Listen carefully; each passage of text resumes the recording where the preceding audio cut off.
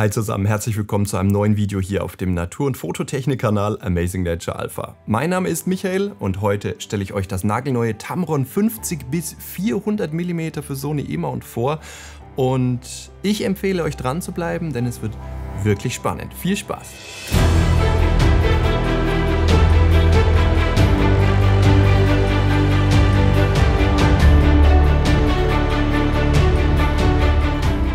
Ja, Tamron hat den nächsten Kracher gelandet, hier mit dem 50 bis 400 und Tamron hat mich gefragt, ob ich das Objektiv mal haben möchte und ich war damit ein wenig unterwegs und habe schöne Fotos gemacht, die ich euch im Verlauf des Videos einblende. Alle Fotos, die ihr in diesem Video seht, sind mit dem Tamron 50 bis 400 mm geschossen worden.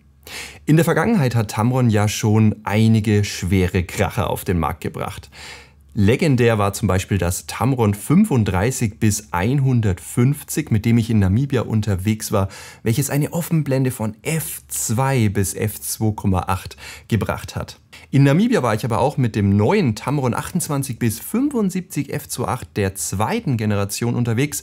Diese Videos verlinke ich euch am Ende nochmal in den Abspannkarten, denn da solltet ihr unbedingt mal reinschauen. Diese Bilder sind wirklich legendär und die Objektivleistung ist vor allem legendär. Für APS-C hat Tamron auch einen Kracher rausgebracht, neben ganz vielen anderen tollen Objektiven. Mir fällt da spontan das 150-500 ein sehr, sehr krasses Autofokus-Teleobjektiv, wo ich sogar Schwalben im Flug mit fotografieren konnte. Und für APS-C gibt es das 17 bis 70 f2.8. Auch das ist unter den APS-C-Usern gekauft worden wie geschnitten Brot. Nun geht es um ein Super-Zoom-Objektiv, was eine Brennweite von 50 mm im Weitwinkel, also eine schöne Normalbrennweite liefert, bis 400 mm, also schon sehr stark ins Tele. Das Objektiv ist für Vollformat gebaut und ich muss es natürlich nach dem Video wieder zurücksenden und es ist keinerlei Geld dafür geflossen. Ich bemühe mich auch in diesem Video, Vor- und Nachteile zu nennen. Es ist also keine Werbung, sondern eher ein Test im redaktionellen Sinn. Schauen wir uns zuerst die Ausstattung des Objektivs mal genauer an. Es hat vom äußeren Erscheinungsbild eben das Design der zweiten Generation, also eben ein Kunststoffgehäuse, was so lackiert ist, dass es eben kratzerunempfindlich ist, genauso wie wir das vom Tamron 28 bis 75 schon kennen, was ich euch in Namibia ja dabei hatte. Es ist wieder ausgerüstet mit einem leisen Autofokus, der sehr schnell sein soll, dazu gleich mehr. Außerdem hat es natürlich wieder inside einen Stabilisator, das ist wieder sehr, sehr wichtig, vor allem für Leute, die auch so ein Objektiv gerne mal eine APS-C-Kamera ohne stabilisierten Sensor verwenden wollen. Also das Objektiv ist stabilisiert. Wir haben wieder gewohnt diese schöne Gummierung am Zoom. Es ist übrigens ein Außenzoom, wie ihr seht, der fährt aus und auch der manuelle Fokusring gefällt mir sehr, sehr gut. Gibt es eigentlich überhaupt keine Beanstandungen.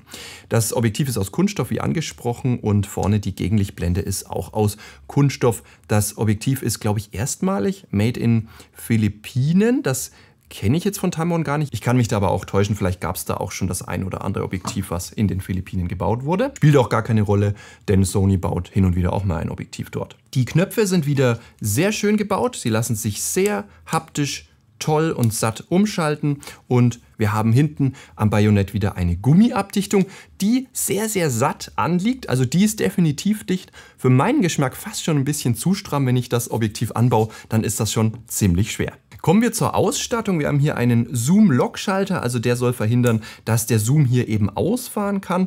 Das ist immer ganz praktisch, weil der ist recht leichtgängig, den kann ich sogar so rausziehen, ne? Manche Leute mögen das ja sogar, dass sie nicht drehen müssen, sondern den direkt ziehen können. Wenn ich ihn aber so mit mir rumtrage, ja, dann kommt er eigentlich nicht raus.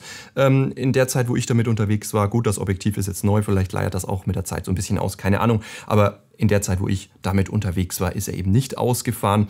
Wir haben hier einen Switch-Schalter für den Stabilisator, für den normalen Stabi-Mode und für Mitzieher. Und wir können ihn hier auch ausschalten, also 3 Raststellungen hier, beziehungsweise 3 Positionen. Dann haben wir einen Custom-Knopf, der eben die Position 1, 2 und 3 hat. Und wir haben hier eine Funktionstaste, die wir in der Kamera aber auch mit der Tamron-Software, mit der Tamron Utility frei programmieren können. Das ist eine ganz tolle Sache, dazu komme ich gleich. Okay, das wäre es soweit von der Ausstattung.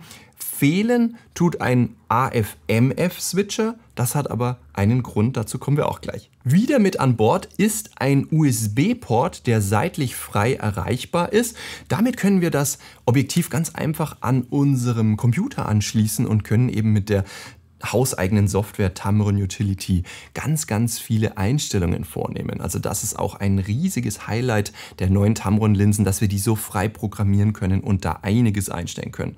Aber natürlich auch ein Software-Update zum Beispiel aufspielen können. Dort ist es zum Beispiel möglich, deswegen der fehlende AF-MF-Umschalter, dass ich hier auf den Custom-Knopf einige Funktionen lege. Also ich kann zum Beispiel manuelle Fokus auf die 2 programmieren, dementsprechend brauche ich keinen AF-MF-Umschalter. Wäre trotzdem ein bisschen schön gewesen, weil dann hätten wir hier ein paar Funktionen mehr, die wir abspeichern könnten, denn Tamron bietet da schon eine ganze Palette an Funktionen an, die ich jetzt auch nicht im Detail alle aufzählen möchte. Wen das interessiert, der kann gerne mal einfach auf die Tamron-Webseite gehen, da ist die sehr gut erklärt. Wir können hier zum Beispiel diverse Funktionen auf den Fokusring legen. Wir können einstellen, wie agil soll denn der fokussieren, soll er linear fokussieren, gerade für Videofilmer extrem interessant. Wir können die Richtung umkehren, wir können einen A- und B-Fokus setzen, das geht aber auch direkt hier mit dem Knopf, indem ich den lang halte. Wir können die Geschwindigkeit dazu einstellen und erstmals an Bord ist ein Fokus-Limiter. Ganz stark. Wir können also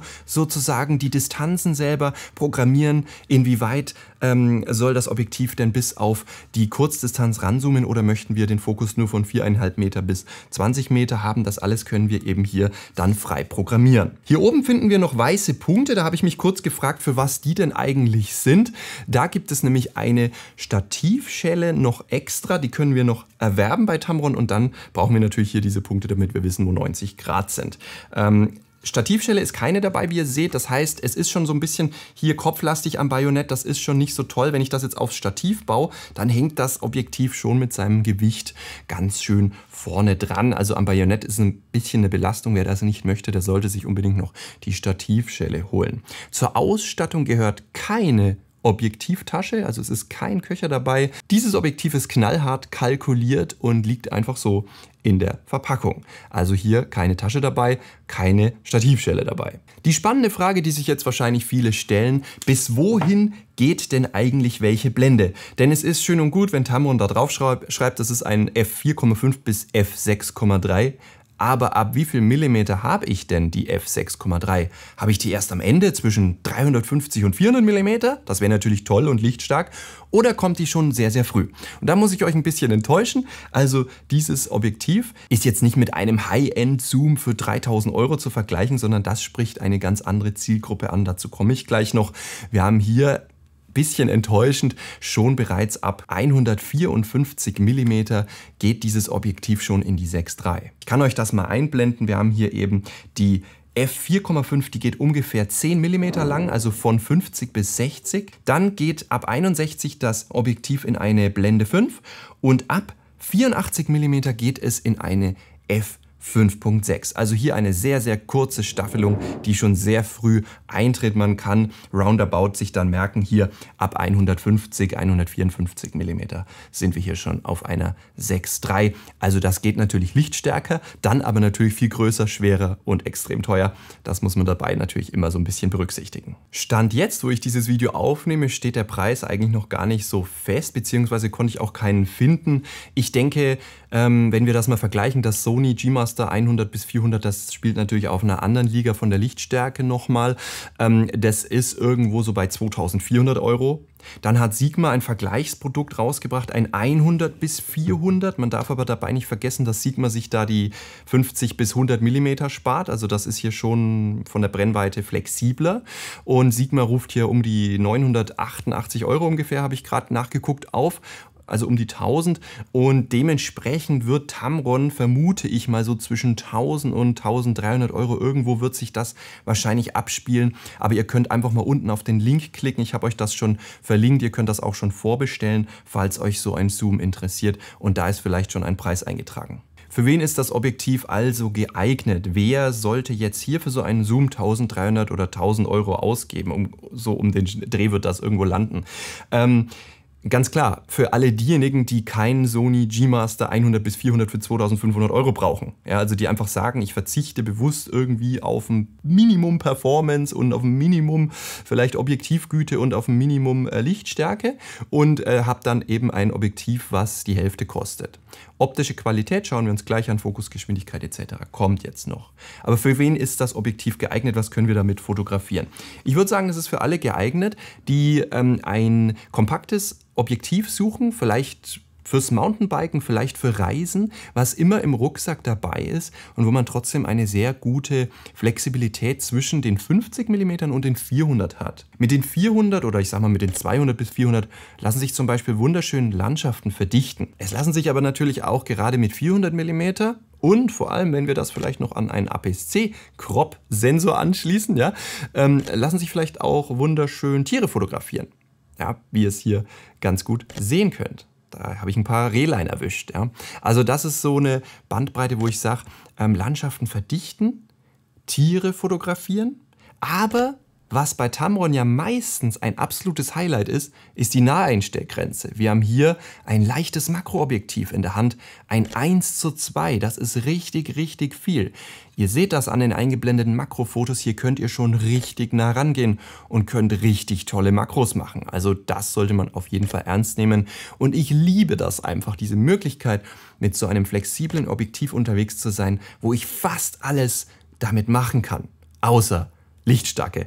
Milchstraßenaufnahmen zum Beispiel, ja, ist natürlich klar. Aber alles dazwischen, Tiere, Vögel würde ich sagen, ist ein bisschen schwierig. Da müsst ihr schon echt eine gute Position haben. Wir haben natürlich bei diesen Fremdherstellern, Sigma und Tamron, immer so ein bisschen das Problem, wir können Sonys Konverter nicht anschließen, diesen 1,4er oder zweifach Telekonverter. Ich sag mal, wer mehr Brennweite im Tamron-Lager möchte, der müsste halt dann auf das 150 bis 500 gehen. Das ist natürlich hier dann das Flaggschiff. Aber das hat halt auch keine 50 mm. Außerdem hat es natürlich ein ansprechendes Gewicht und ein ansprechendes kompaktes Maß. Also jedes Objektiv, was lichtstärker ist und teurer ist, ist dann halt auch immer gleich nochmal 1/3 so schwer oder noch schwerer eben halt. Dieses Objektiv habe ich gewogen, wiegt irgendwie so über 1000, knapp über 1200 Gramm. Ich hatte den hinteren Deckel nicht drauf, aber dafür Gegenlichtblende und Objektivdeckel. Tamron gibt das ein bisschen leichter an. Ich denke, die haben das einfach ohne Deckel gewogen. Kommen wir zum Wichtigsten und das ist die optische Qualität und die Abbildungsleistung, aber auch die Performance.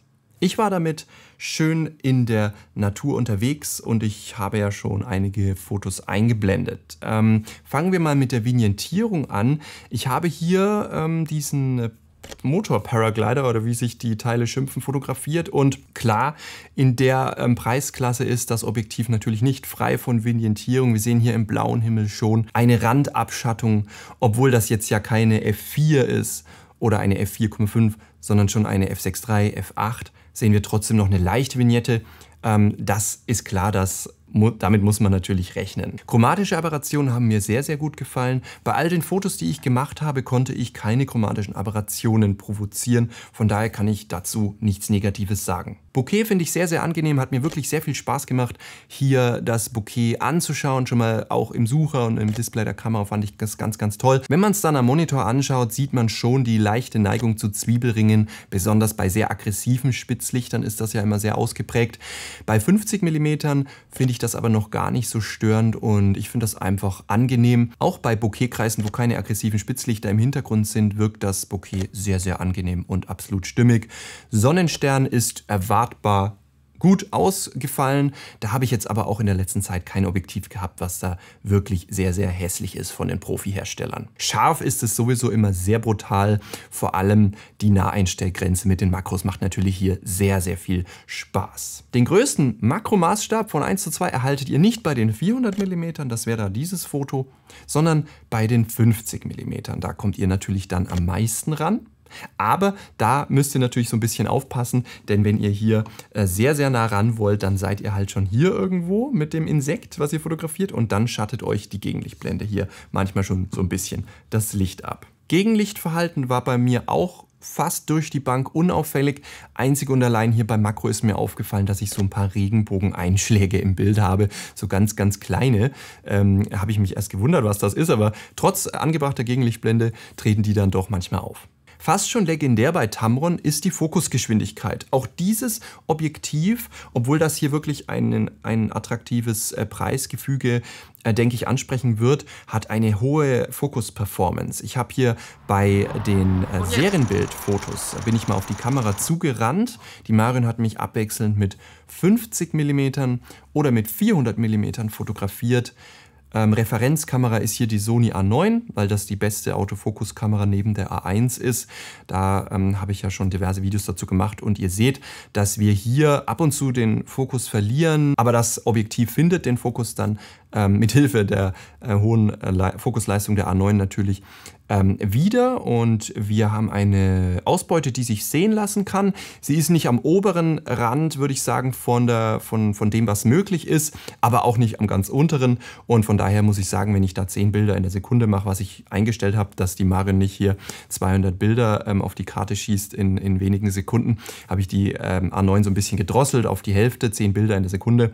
Und ich muss sagen, die Hälfte gefühlt, ich habe es mir noch nicht im Detail angeschaut, aber die Hälfte oder 40% waren scharf. Das sind von 10 Fotos 4. Das ist für mich ein sehr, sehr guter Wert, für das ich hiermit schon einem Affenzahn auf das Objektiv zugerannt bin. Und da muss ich sagen, das ist schon, kann sich sehen lassen. Auch der Videofokus war angenehm, weich, wird er verlagert zwischen dem A- und B-Punkt. Also auch hier sehe ich nichts, wo ich sage, oh, da würde das irgendwie kritisch ständig daneben pumpen oder so. Also man kann mit diesem Objektiv auch sehr, sehr schön filmen mit weichen Fokusverlagerungen. Und wer es schnell möchte, ihr seht ja, der Fokus schlägt förmlich auf die Billardkugel drauf. Ja, also ihr seht da kaum, dass der Fokus irgendwie, obwohl die Billardkugel sehr, sehr nah vor dem Objektiv liegt, also das sind ja schon die kritischen Bereiche, wenn ein Objektiv sehr weit in die Naheinstellgrenze fokussieren muss, dauert es natürlich meistens auch immer ziemlich lang. Aber hier seht ihr, bei 50 mm schlägt der da drauf, sehr, sehr schnell. Bei 400 mm ist er so ein bisschen langsamer. Das war aber auch schon so zu erwarten. Und das ist bei anderen Objektiven meistens auch so, dass bei 400 mm der Fokus so ein bisschen langsamer ist als im Nahbereich. Kommen wir zu einem kleinen Fazit. Was hat mir denn bei diesem Objektiv besonders gut gefallen? Zum einen natürlich die Schärfe, die Fokusgeschwindigkeit, der Stabilisator, vor allem natürlich auch die Makro-Naheinstellgrenze. Daneben natürlich die 5 Jahre Tamron-Garantie, wenn ihr das Objektiv beim Hersteller registriert. Auch hier, glaube ich, hat ja Tamron ein Alleinstellungsmerkmal. Als weiteres Highlight sind natürlich die Custom-Modi hervorzuheben, wo wir das Objektiv wirklich so einstellen können, wie wir das möchten über den USB-Port. Ein weiteres Highlight habe ich euch ja noch gar nicht gesagt. Tamron bietet demnächst an, dass wir dieses Objektiv und auch alle anderen, die einen USB-Port haben, mit dem Android-Smartphone programmieren können. Wie genial ist das denn? Ob das für Apple noch kommt, davon gehe ich aus, aber Tamron ist hier mit einer Pressemitteilung rausgegangen, dass demnächst diese Objektive einfach mit der App und einem USB-Kabel ferngesteuert justiert werden können. Super genial. Also ihr seid direkt an der Location und könnt einfach euer Handy dran schließen und könnt hier sagen, ich möchte den A- und B-Punkt ganz kurz konfigurieren. Das macht ja auch Sinn, weil wer hat schon immer einen PC dabei? Weiterhin positiv hervorzuheben sind die 67 mm Frontglasgewinde, was ja Tamron bei 99% der Neuentwicklungen verwendet. Dementsprechend ein Filter für alle Objektive, außer ihr habt das 150-500 von Tamron. Da ist das Frontglas dann doch ein bisschen größer ausgefallen. 2 dicke Minuspunkte bekommt Tamron von mir, weil nicht mal eine Objektivtasche beiliegt. Klar, wer es nur im Fotorucksack transportiert, da habe ich meine Objektivtasche meistens zu Hause rumliegen, aber es wäre halt schon irgendwie ein bisschen nett gewesen, da noch einen Köcher beizulegen, aber das macht ja Tamron schon die letzten Jahre immer so, sind halt einfach knallhart vom Preis kalkuliert, und ich weiß das noch aus meiner Zeit im Produktmanagement, dass man halt hier manchmal einfach etwas über die Klinge springen lässt, um einen attraktiven Preis fahren zu können. Aber was natürlich auch noch ein dicker Negativpunkt für mich ist die Blende 6,3 ab 154 mm. Hier hätte ich mir gewünscht, dass wir vielleicht so erst ab 300 mm auf die 6,3 zurückfallen. Dementsprechend ist das jetzt nicht super lichtstark zu nennen, aber wie gesagt, das ist halt auch immer eine Preisfrage, vor allem aber auch eine Gewichtsfrage, und dann ist es halt nicht mehr so kompakt. Also, dieses Objektiv ist für jeden etwas, der eben kompakt in der Landschaft oder auf Reisen unterwegs sein möchte. Ihr habt gesehen an zahlreichen Bildern und Videos, was damit möglich ist und ich bedanke mich bei euch recht herzlich, dass ihr jetzt reingeschaut habt. Mich würde mal interessieren von euch, habt ihr schon ein Teleobjektiv und wäre dieses Tamron vielleicht für euch gut geeignet? Oder findet ihr ein anderes besser? Schreibt es gerne unten in die Kommentare und ihr könnt mich unterstützen, wenn ihr dem Video noch einen Like gebt. Vielen Dank für eure Aufmerksamkeit, bis zu einem nächsten Video mal wieder. So Gott will und wir leben. Bis dahin, tschüss.